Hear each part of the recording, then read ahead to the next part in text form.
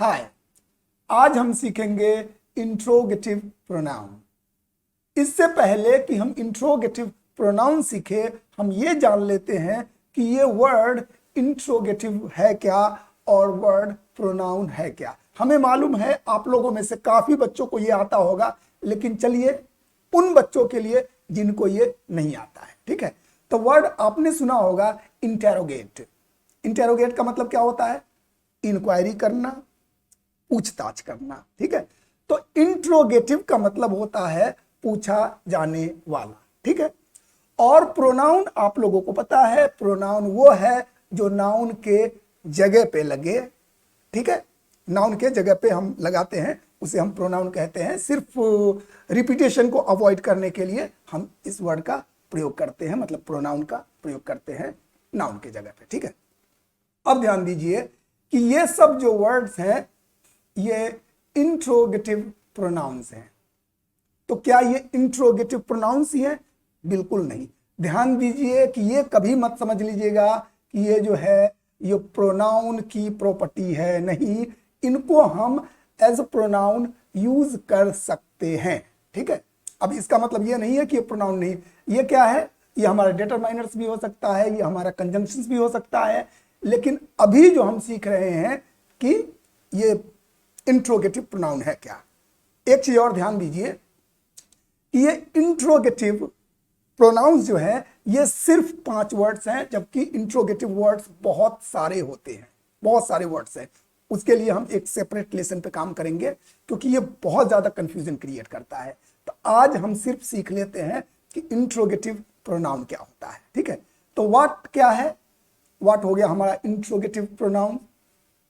ये इंफॉर्मेशन बताने के काम आता है, ठीक है। जैसे आप किसी से पूछेंगे कि what is your father, means what does your father do, तो ये हमने व्हाट का प्रयोग किया।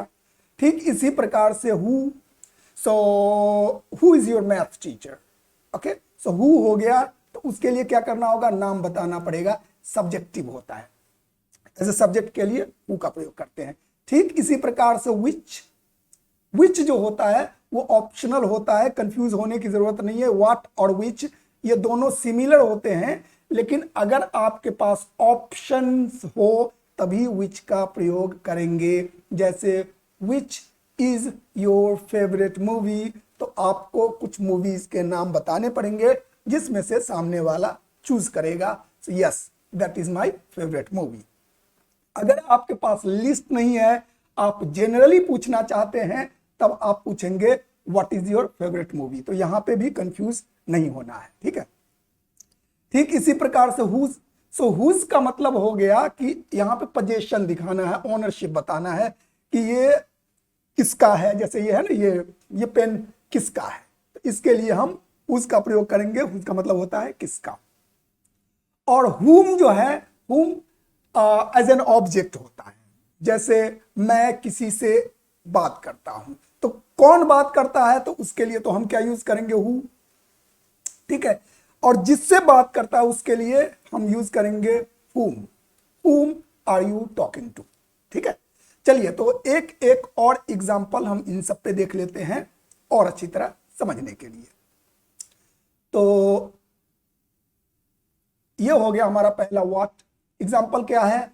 What is your favourite movie. What क्या हो गया हमारा? व्हाट हो गया प्रोनाउन, ठीक है।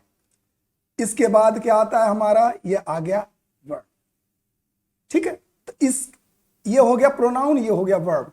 अगर इसी के जगह पे होता व्हाट मूवी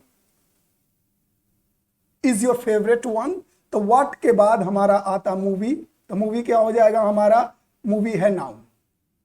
तो प्रोनाउन प्लस नाउन ये कोई सेंस ही नहीं बनाता है ना। तो इसके लिए हम क्या करेंगे?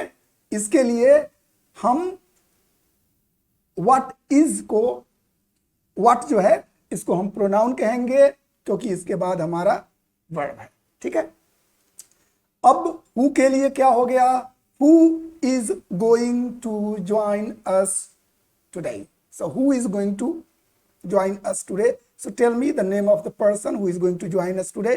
सो हु ये हो गया हमारा फिर से प्रोनाउन। समझ में आ गया, क्योंकि इसके बाद है हमारा इज, और इज जो है हमारा वर्ब है, ऑक्सिलरी वर्ब कहिए, हेल्पिंग वर्ब कहिए, ठीक है।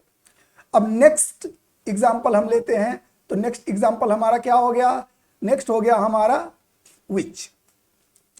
तो विच के लिए क्या एग्जाम्पल है, which movie should we watch tonight. So which movie should we watch tonight का मतलब कौन सी मूवी आज हमें देखनी चाहिए। तो इसके जगह पे क्या होगा, आपके पास मूवीज नेम होने चाहिए, ए बी सी, ठीक है। आप अपने मनपसंद मूवी को यहां पर फिल कर लीजिए, ठीक है। तो उसमें से अगर आपने ऑप्शंस दिया है तो आप प्रयोग करेंगे which movie do you like, ठीक है। हुज जैसे क्या हो गया, हमने पोजीशन के लिए क्या बताया था, तो whose is this book, whose is this pen. तो हुज क्या हो गया, प्रोनाउन हो गया, क्योंकि इसके बाद वर्ब आ गया। एक और क्वेश्चन हम पूछ सकते हैं, हम कह सकते हैं whose pen is this. Generally लोग यही पूछते हैं, दोनों का मतलब सेम होता है, लेकिन हुज के बाद हम लिखेंगे पेन, उसके बाद हम लिखेंगे इज, उसके बाद लिखेंगे दिस। तो इसमें क्या हो गया हमारा, हुज हो गया हमारा प्रोनाउन, ये होगा हमारा नाउन, फिर लॉजिक नहीं बन रहा है, तो ये प्रोनाउन नहीं होगा, ये हमारा हो जाएगा एक तरह से डिटरमाइनर्स, ठीक है। एडजेक्टिव का रोल प्ले करेगा ये हुज।